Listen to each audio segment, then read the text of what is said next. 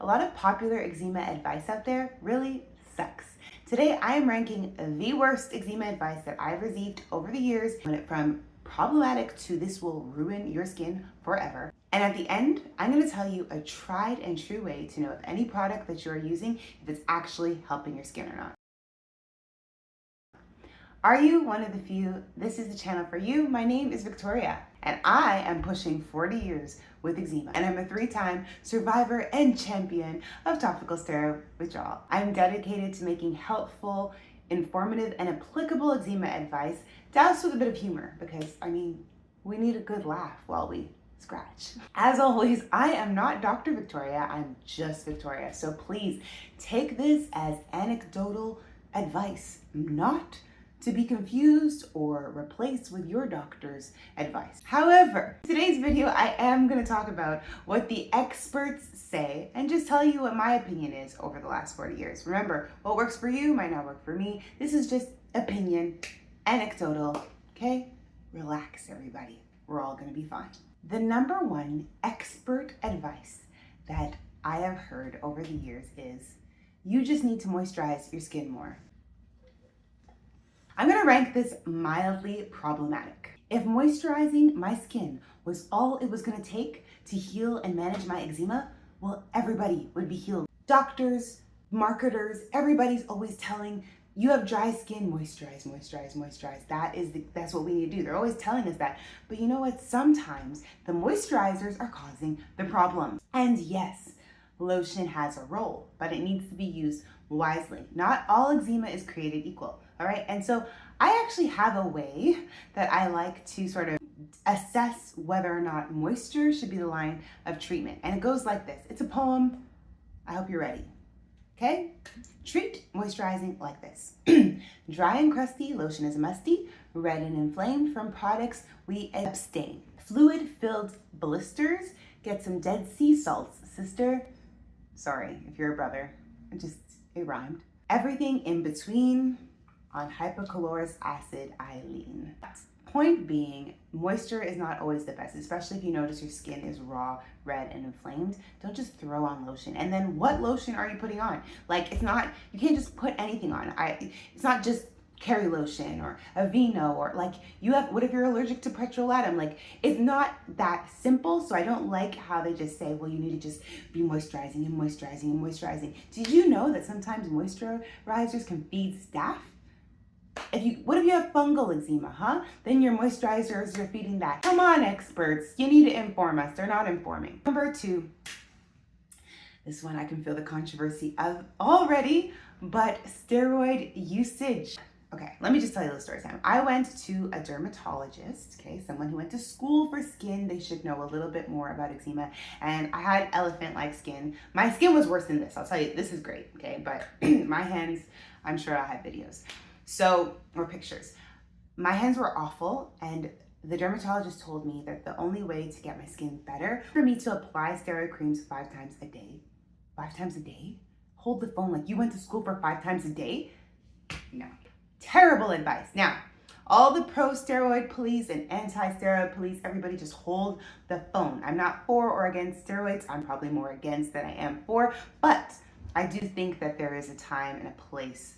So please, no judgment here. What I have an issue with is that if steroids without information, without warning, without understanding of what it could do, without even an acknowledgement of topical steroid withdrawal possibility. They don't do that. Instead, they're like, here you go, here's a prescription, put it on 3 times daily for the end of time. The heck? Steroids are an ex of mine that I just rather part ways with. But if you are using steroids, I don't have a problem with it, but just be wise. Use sparingly, use with caution. If you can wing it with something else, then wing it with something else, okay? Please, because it has side effects, as does anything. I just came off a drug, Dupixent, that has side effects as well, however, it really improved my quality of life. So I'm not, do what you gotta do, boo. What you can do instead, right, of using steroids, fasting. I have a video where I didn't eat for 7 days and I talk all about it. Food is a big trigger for eczema, so fasting is a wonderful, wonderful way to bring your flares down. 2, no moisture method. I already gave you my poetry. No moisture method. It's a little bit uncomfortable, but no moisture method can actually be more helpful than actually adding lotions and potions to your skin. If you're going to use a lotion and potion, Uramol 20, I love that. It's got urea. Urea at 20% or higher actually it scientifically stops the itch. If I could get my hands on some urea 30, okay, you can get urea on like Amazon, Shoppers Drug Mart if you're in Canada. We're going to use steroids, stretch out your dosages. Avoid oral steroids like the plague. If they try to give you prednisone, run the other direction. Now here is the thing. Prednisone does work, but I have never, please, if you are watching this and you've taken prednisone and you've walked away and you've had a wonderful life and you never felt like your eczema came back with vengeance, please comment down below because I'm sure it would offer people so much hope. By and large, every story I read when people take prednisone, they regret it after. They love it for like 2 weeks and then they hate it. And so for me, prednisone, I've never touched that baby. I've been injected, sadly. You can go see that story where I share actually how I was injected with steroids without my knowledge. So sad. And I went through a topical steroid withdrawal hell. However, I'm here, I'm alive. It's fine. Another medication is Dupixent. It is a pricey medication if you don't have any coverage or, if there's not a patient plan that you could get in your area. But Dupixent is generally safe. Of course, side effects. There's side effects. I experienced the side effects. I want to say something. If your quality of life is so greatly diminished and you're just afraid of not taking a medication because, you're afraid of another a side effect, you really have to weigh the pros and cons, okay? So yes, some medications are gonna cause big problems for you, but if you're already just like laid out, like depressed, like nothing, maybe you could catch a break and maybe you could try it, and maybe you can also on top of it fix your diet and try some new products and get better. I never want to completely tell people don't use any medication, but then at the same time, be careful and wise with medication, okay? Advice that is frustrating. This is expert from doctors. This is expert from people that don't have eczema. This one, I'm like, come on. When people tell you to stop itching, scratching, whatever you want to call it, stop scratching.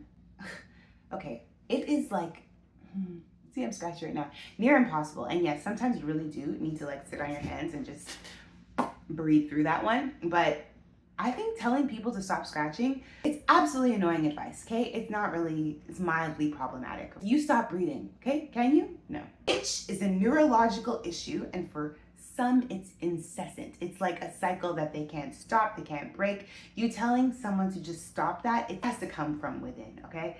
However, through meditation, through breathing exercises, through, a little neurological shift of mind, I do think you can stop some scratch, okay? Especially the scratch that's gonna lead to inflammation. And you can learn that. I actually have a video where I talk about the stages of itch and I talk about like safe scratch protocol, but I know there's places that it's a no scratch zone. I refuse to scratch it, and if I do, I scratch with caution. But there's other spots like my neck or what, like, don't tell me to stop scratching that. If nothing's gonna happen to me, like maybe I'll have a little elephant skin, but like it's fine.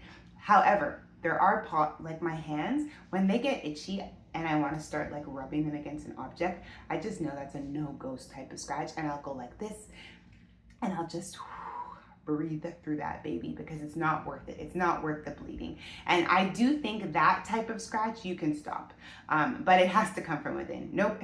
My kids will, like my son especially, he'll sit on me or he'll like grab my hand when I'm trying to scratch, and I'm like, just leave me alone and let me scratch, okay? I don't like that advice that experts give. Stop scratching. Like, come on. If we could, we would. The last piece of advice, right? This one kind of grinds my gears the most because it sounds like this is like gonna be the thing, and then it's not the thing. Or I don't know. It's that you need to go all natural.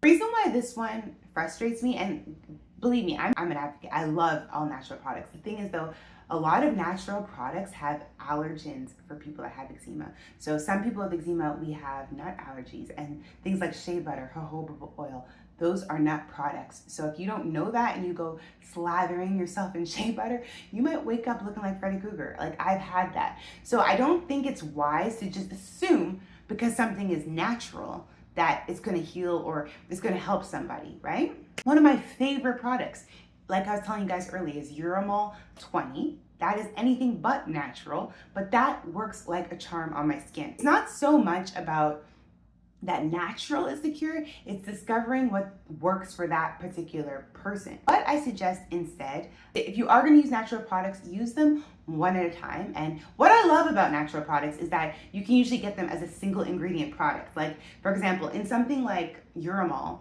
there's like all these like weird products I never heard of before, so I can't go buy the sulfite right, or whatever those strange products are. But when you buy natural products, it's like I can see, oh, this is just aloe butter, this is just shea butter, this is just, so you're able to use a product for like one day or so. Look, I'm getting itchy. And you're able to know, does this work, does it not? Use them one at a time. So I'm going to tell you guys the way that I can tell. No, I'm really scratchy, it's hot in here. When I apply a product to my skin, obviously, sometimes you can apply a product and you'll actually get itchy from it. Now, when you're itchy, you have to ask yourself, is this causing inflammation or is it just sloughing away dead skin? Because this even happens with steroids, because as they're working, it's like a healing itch. Itch can also be a healing itch. So you have to ask yourself that question, and you'll never know that until really the next day. The next day, after you've used a product, take a look at your skin. If you need to, take a picture before you use a product, after you use a product, and then the next day. And then really assess, okay, is my skin more inflamed? Inflamed means puffy, red, oozy. Is there blood? Are there scratch marks? If you notice that the skin is smooth but itchy, chances are this is a healing itch. Okay, this is not something I hear people talk about very often. However, if you do notice that it continues to be smooth but itchy, it's because your skin is dead. What's it called? Sloughing away all the dead skin cells, right? So that is a way to know if a product is actually working, like even though it might be kind of feeling like it's irritating you at the same time. Some natural products that usually don't cause any concerns are mango butter, glycerin, grapeseed oil, avocado oil, and beef tallow, okay? And some natural products to be aware of: shea butter, jojoba oil, lanolin, aloe, even though I love aloe, but it can be irritating for some, and seed oils, okay? So my next video, I'm actually gonna be ranking all the products I've ever used for my eczema over a lifetime from best to worst. So please stay tuned for that video. Are you one of the few? Subscribe to this channel because no warrior should be battling alone. Until next time.